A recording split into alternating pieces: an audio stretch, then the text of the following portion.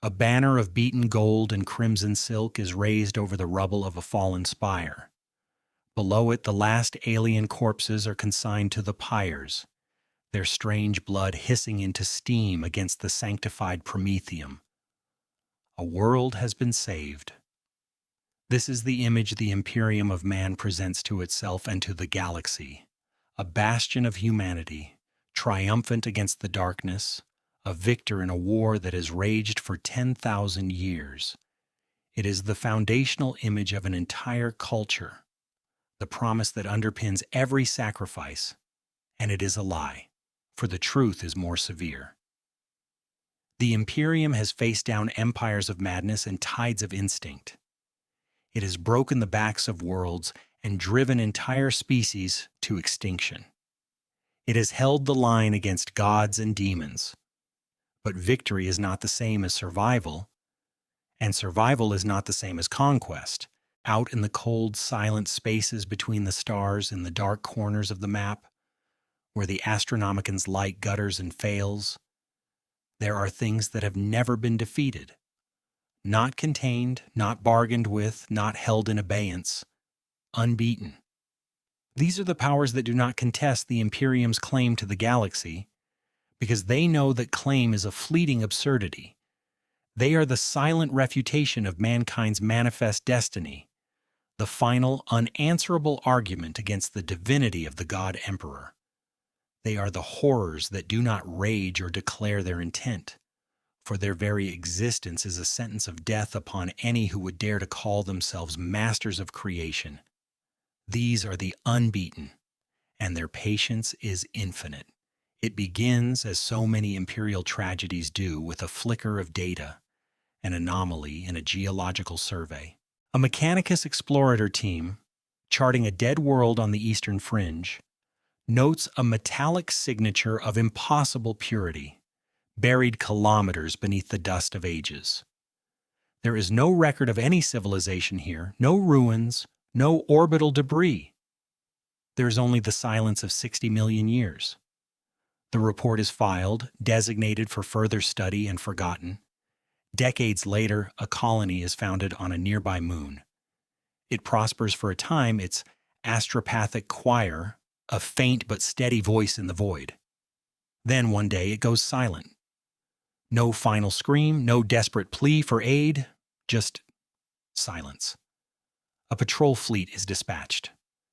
They find the moon intact, the colony's habdomes pristine under the alien sun.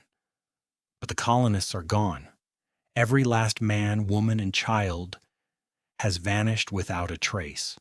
There are no signs of struggle, no scorch marks, no alien spore. There is only a faint green light pulsing from deep within the planetary crust, a light that plays across the auspex screens as a form of radiation that defies all known models of physics. The fleet commander quarantines the system and files his own report, his language clipped and precise, failing utterly to convey the cold dread that now grips his heart. This is how the Imperium meets the Necrons, not in a glorious battle of bolter and blade, but as a series of whispers, of disappearances, of quiet enigmas that suggest a presence so ancient and so vast that it beggars comprehension. The Imperium believes itself to be the inheritor of the galaxy. The Necrons know this to be the delusion of mayflies buzzing in the halls of a forgotten king. For this was their galaxy, their empire, built when the ancestors of mankind were still crawling from the oceans of primordial Terra. They were the Necrontyr, a people cursed with short, brutish lives, who in their bitterness made a pact with star gods and traded their flesh for immortal bodies of living metal. They waged a war in heaven that shattered galaxies and extinguished stars. A war of such scale that the Horus heresy would seem a minor border skirmish by comparison. And when it was done, when they had slaughtered their treacherous gods and stood astride a silent cosmos, they did not die, they slept. They entombed themselves in stasis crypts of unimaginable complexity, on worlds they had scrubbed clean of all life, to wait for the fires of creation to die down They slept through the birth of the Eldari, through their rise and their cataclysmic fall. They slept through the dark age of technology, when humanity's own brief empire touched the stars. They slept through the age of strife and the Great Crusade. For 60 million years, they have waited in perfect, patient silence. Now they are waking up, and the Imperium has no answer for them. Not truly. Imperial doctrine is built for war against flesh and faith. It knows how to break morale, how to sever supply lines, how to counter the strategies of living, breathing commanders. It has no answer for an army that feels no fear, that requires no sustenance, that is commanded by minds of cold, crystalline logic, who view the passage of millennia as others might view the passing of a single afternoon. A space marine falls, and he is a dead hero, his gene seed, a precious legacy. A Necron warrior is struck down, its metallic body dissolving into actinic light, and its consciousness is simply teleported back to the heart of the tomb complex, to be downloaded into a new body, its combat data updated, its effectiveness improved. You cannot win a war of attrition against an enemy that cannot truly die. Their technology is not merely advanced. It operates on principles that humanity has forgotten, or perhaps never even knew. They wield weapons that do not fire bullets, but unpeel the molecular bonds of their targets, reducing flesh, ceramite, and plasteel to a cloud of constituent atoms. Their ships do not travel through the warp. They simply fold space-time, moving from one point to another instantaneously. Without risk of demonic incursion, they can rewind time to undo a tactical error. They can quarantine entire star systems in impenetrable null fields. They can ignite suns or extinguish them at will. This is not science, as the Adeptus Mechanicus understands it. This is the mastery of the fundamental laws of reality. It is, for all intents and purposes, magic. The Imperium celebrates its great victories against the Necrons, the cleansing of Damnos, the containment of the world engine. But these are not victories. They are the equivalent of a homeowner successfully driving a single ant from his kitchen, unaware that the entire continent-spanning colony lies buried just beneath his feet. The Imperium has never faced a fully awakened tomb world. It has never confronted a united dynasty. It has certainly never faced the silent king, Sarek, returned from his long exile to reclaim his throne and unite his scattered people.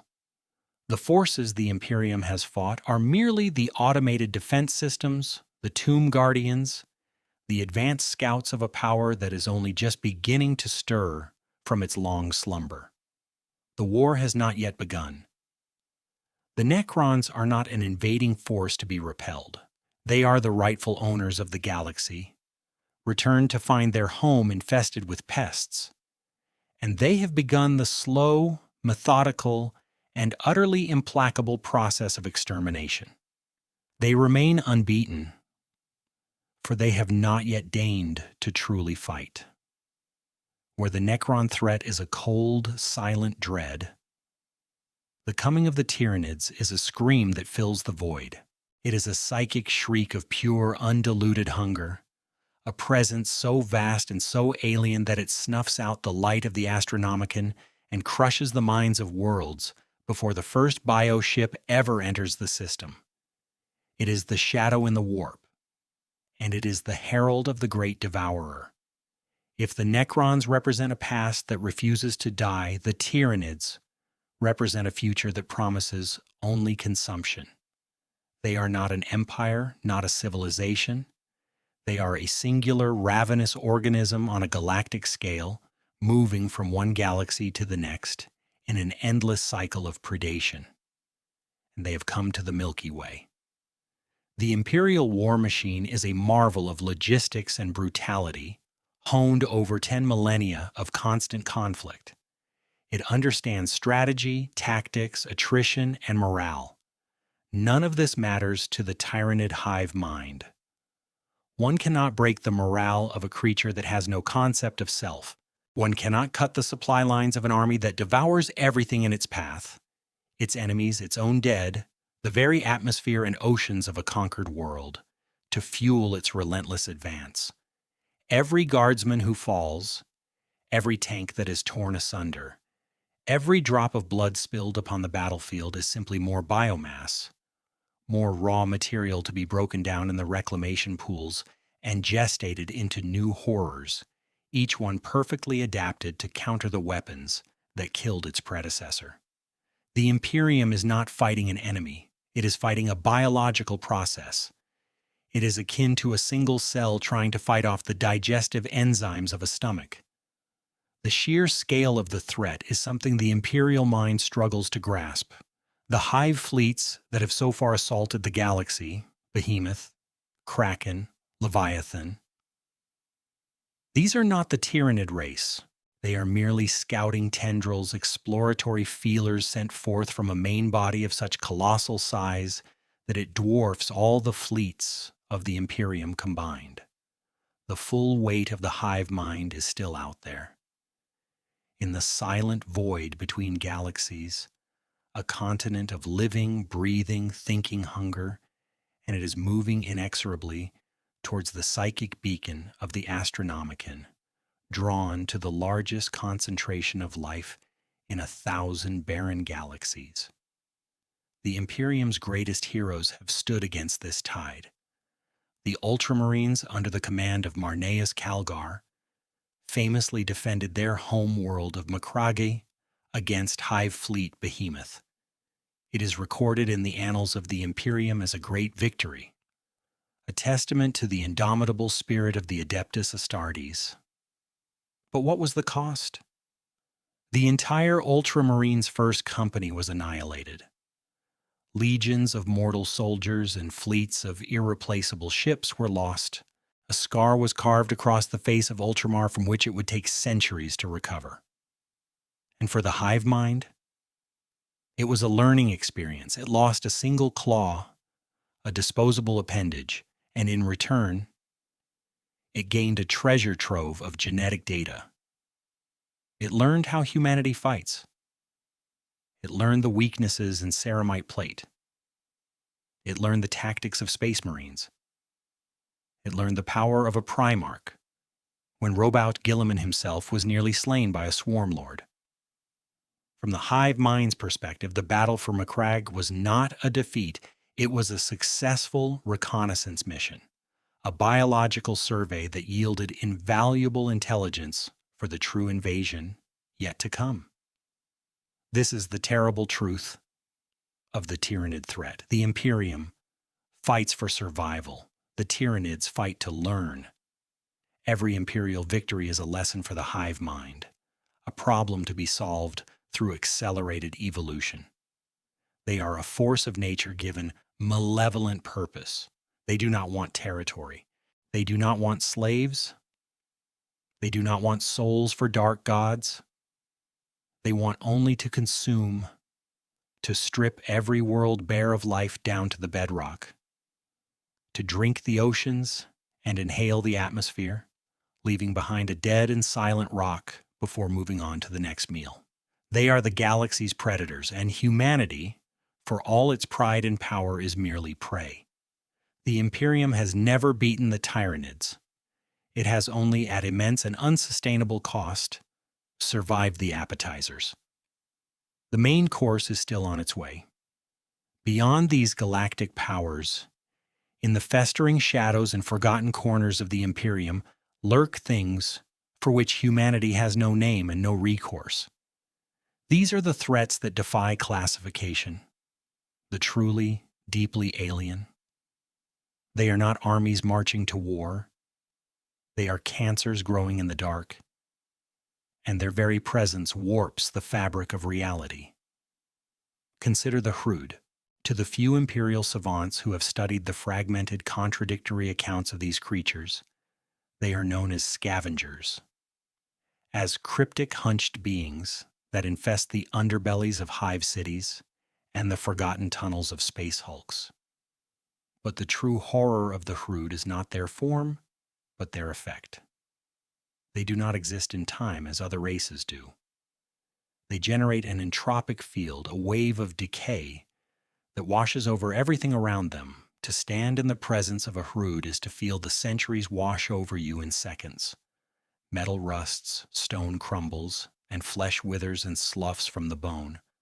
A space marine in his power armor, a being who can stand against artillery fire and demonic swords, will be reduced to a pile of dust and corroded ceramite in moments. His life. History a blur of agonizing decay. They do not carry weapons as such. Their weapon is time itself. How does one fight such an enemy?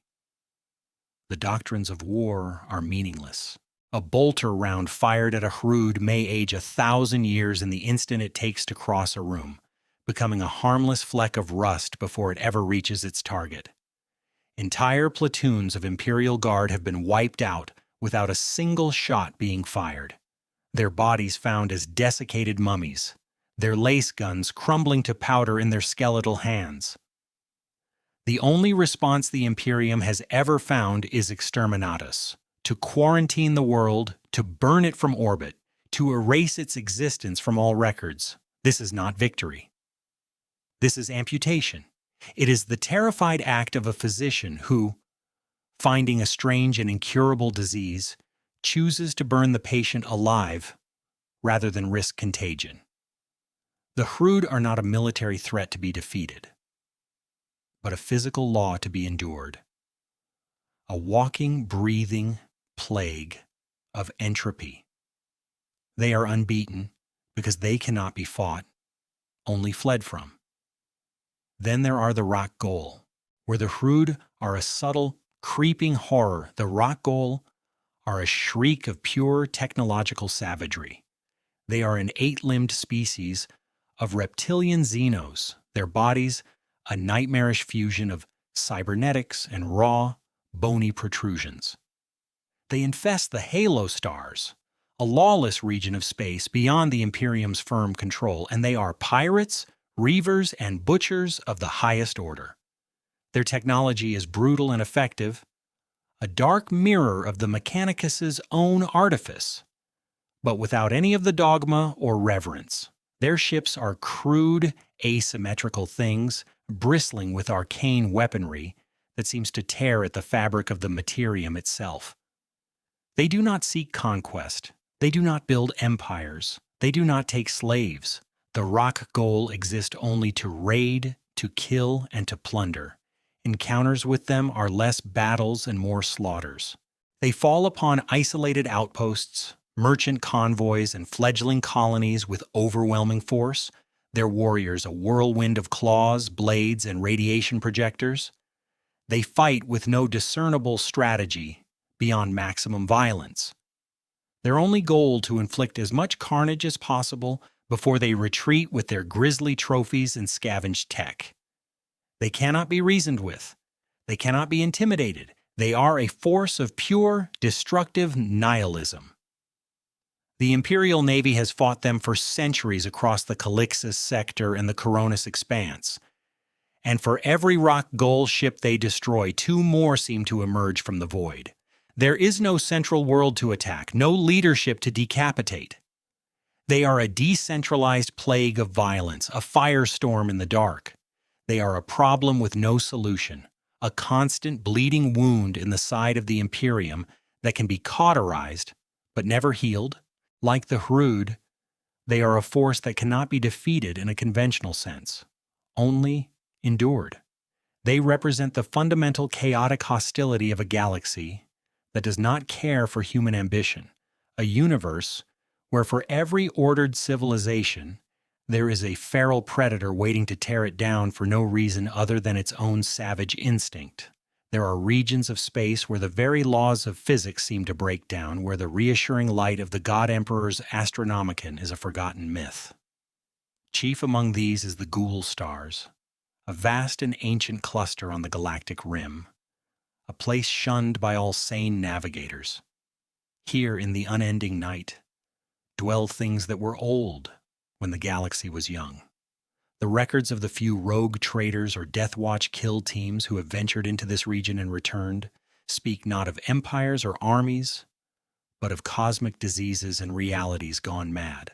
They speak of the pale wasting, a plague that does not kill the body but scours the soul, leaving its victims as empty, mindless shells. They speak of the Scythor fiends, beings of crystalline thought that can shatter a man's sanity with a single resonant frequency. And they speak of the Slaugth. To the wider Imperium, they are a myth, a nursery tale to frighten disobedient children. But to the Ordo Xenos, they are a clear and present danger, an existential threat that operates not on the battlefield, but in the shadows of Imperial society itself. The Slaugth, in their natural form, are beings of writhing, maggot-like flesh, compelled by their biology to consume the flesh and minds of other sentient beings. But they are rarely seen in this form. Instead, they are masters of disguise and infiltration, flesh crafters who can wear the skin of a human so perfectly that not even the most advanced auspex can detect them. They are not conquerors, they are merchants, or they insinuate themselves into the highest echelons of imperial worlds, posing as purveyors of exotic goods, of forbidden knowledge, of alien artifacts. They deal in secrets and souls. A planetary governor, desperate to secure his dynasty, might purchase a longevity treatment that slowly, imperceptibly, rewrites his mind to serve the Slaugth's interests. A high-ranking naval officer might acquire a unique Xenos weapon, unaware that it is slowly corrupting his ship's machine spirit. The Slaugth do not wage war. They practice infestation. Their victory is not the fall of a city, but the quiet, unnoticed corruption of a world from within, turning its own leaders and institutions into puppets for some grand, incomprehensible design. The Inquisition might purge 1,000 heretics on a world, believing they have rooted out a chaos cult, never realizing that the true enemy was the respected off-world merchant who sold the cult their first blasphemous text. The Slaugth are the ultimate parasite. They are unbeaten because most of the time, the Imperium does not even know it is fighting them. They are a cancer in the bloodstream of humanity, and the patient is entirely unaware of the sickness that will one day consume it. These are the unbeaten, the ancient masters, the cosmic predators, the temporal anomalies, the feral raiders, the insidious corruptors. Each one on its own represents a threat that could shatter the Imperium, but taken together they paint a picture of the galaxy that is utterly at odds with the triumphalist rhetoric of the ecclesiarchy. They reveal the truth that the Imperium is not a mighty empire bestriding the stars, but a fragile, flickering candle in an infinite, hurricane-filled darkness. Each of these threats exposes a fundamental lie at the heart of the imperial creed. The Necrons prove that humanity is not the chosen inheritor of the galaxy, but merely the latest in a long line of temporary occupants. The Tyranids prove that humanity is not the apex predator, but is in fact a particularly rich food source awaiting harvest. The Hrud and the Rak Gol prove that the human concepts of logic, strategy, and warfare are not universal constants, but are in fact parochial local customs that are utterly useless against a truly alien foe. And the horrors of the Ghoul stars prove that reality itself is not benign or even neutral, but is actively hostile to human life and sanity. And now, in the 42nd millennium, the situation has become infinitely more precarious. The Great Rift, the Cicatrix Maledictum, has torn the galaxy in two. The Imperium's focus is on the renewed onslaught of chaos, on the war for the soul of mankind. But the Rift did not just open a door for the ruinous powers. It weakened the very fabric of reality across the entire galaxy. The ancient prison labyrinths that hold forgotten evils are failing. The thin veil that separates the material universe from other Stranger dimensions is wearing thin. The awakening of the Necron dynasties is accelerating. The psychic lure of a wounded, desperate galaxy is drawing the Tyranid hive mind ever closer. The dark spaces between the stars are growing wider, and the things that dwell within them are growing bolder. The Indomitus Crusade, for all its glory, is a desperate gamble, a frantic attempt to shore up the walls of a fortress that is collapsing from all sides at once. Robuta Guilliman and his new legions fight to reclaim what was lost, to push back the tide of darkness. But they are fighting the wrong war. They fight the enemies they know, the traitors and the demons, because the alternative is to admit that they are surrounded by forces they cannot comprehend, let alone defeat. They raise their banners on reconquered worlds, believing they are winning, while the true threats gather their strength in the silence, utterly indifferent to the petty struggles of mankind. The Imperium believes it is in a fight for its very survival. The truth is more terrible. The war is already over. The verdict was decided 60 million years ago in a war among the stars, or in the cold, hungry void between galaxies, or in a dimension of entropic decay. Humanity has lost. It simply hasn't been informed of the fact yet. The unbeaten are not coming for the throne of Terra. They are simply waiting for the brief, noisy candle of human civilization to finally flicker and die, so that the silence can return.